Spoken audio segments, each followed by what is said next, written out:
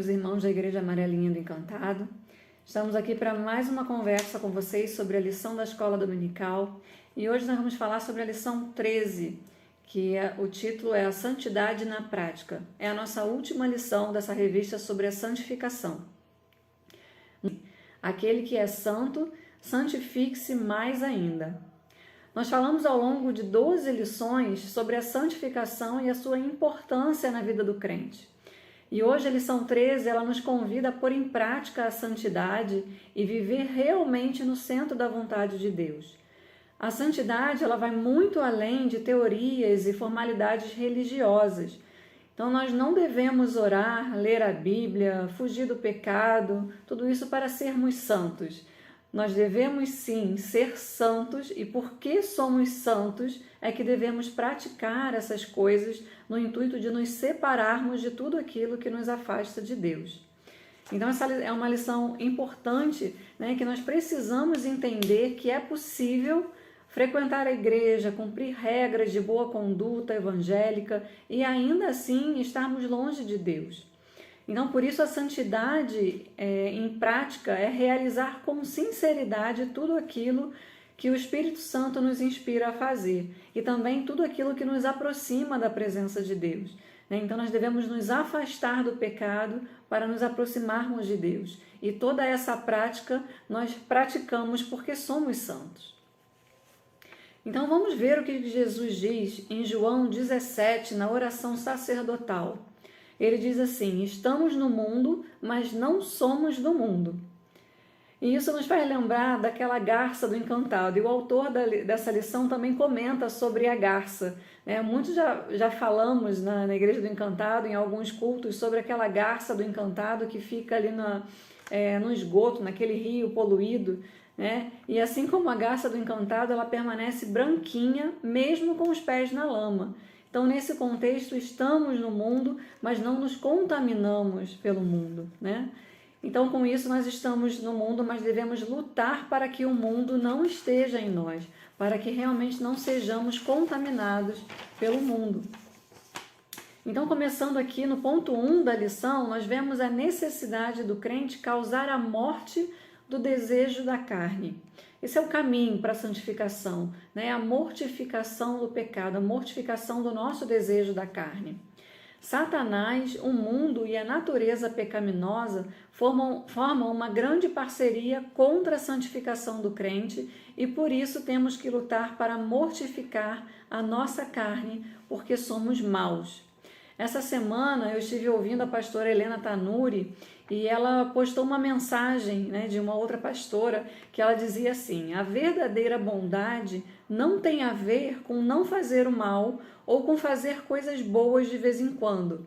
A verdadeira bondade é o coração de Jesus, aquele que ama o inimigo, aquele que é bom com quem não merece. Sabe qual é o nosso problema em falar de bondade? É que a gente não se considera tão mal assim.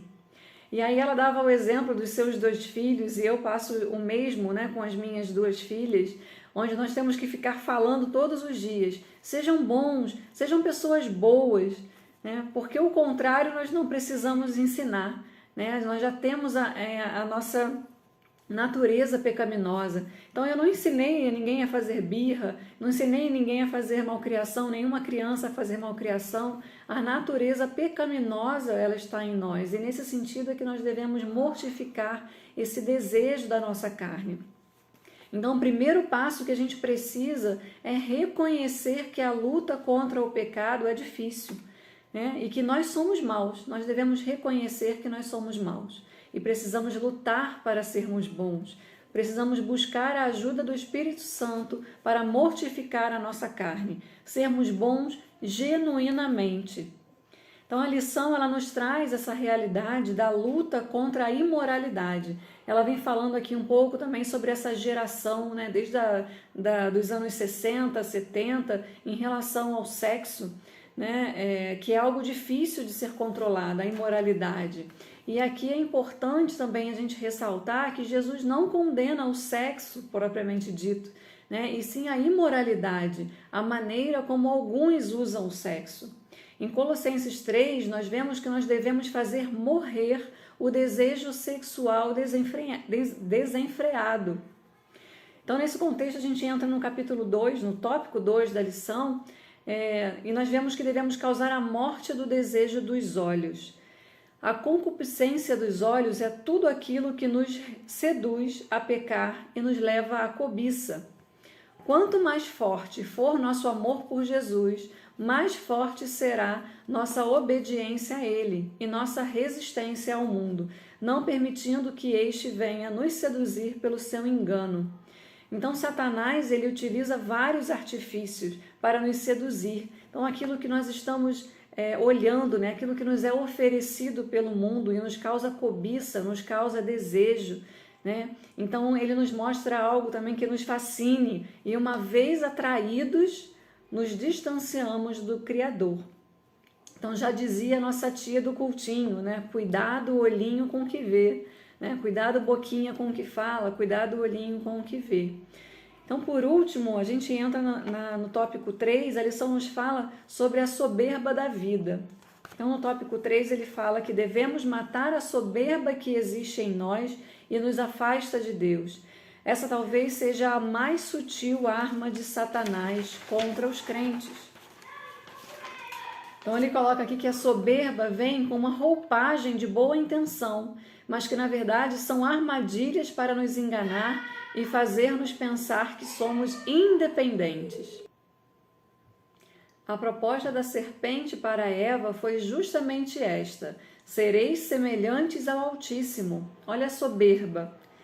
Na tentação de Jesus também não foi diferente. Lança-te daqui abaixo, mostra o teu poder. Então é isso que Satanás faz, né? Mostra que você tem poder, quer te colocar acima, né, do seu Deus. E hoje ele continua agindo com o mesmo engano. Se observarmos a história, vamos perceber que não faltaram candidatos para assumir o posto de donos do mundo, líderes políticos que, por meio da força bélica, quiseram dominar o mundo e serem intitulados deuses.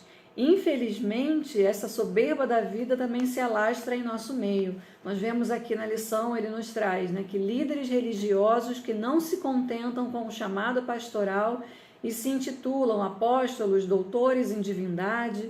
Então, ele coloca que não vai demorar muito, possivelmente surgirá em nosso meio uma espécie de querubinato. Quanto a isso, o livro de Provérbios nos adverte que a soberba precede a queda. Então, se há uma coisa que Deus não tolera, é a soberba.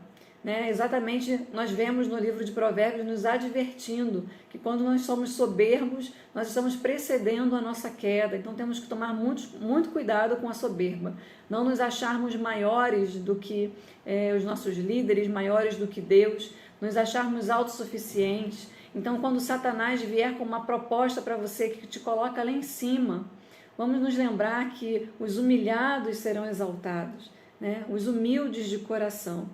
Então, meus irmãos, que nós sejamos cada vez mais crentes conscientes que devemos mortificar o velho homem e andar em santidade, sem a qual não veremos a Deus. Então, essas lições, né, foram riquíssimas falando sobre a santificação. E na conclusão da lição, ele lembra aqui, né, que o apóstolo João, no seu texto de 1 João 2, de 15 a 17, nos lembra que a concupiscência da carne, dos olhos e a soberba da vida procedem do mundo e não de Deus, e que estas coisas passarão, porém aquele que fizer a vontade de Deus, praticar a santidade, terá a vida eterna.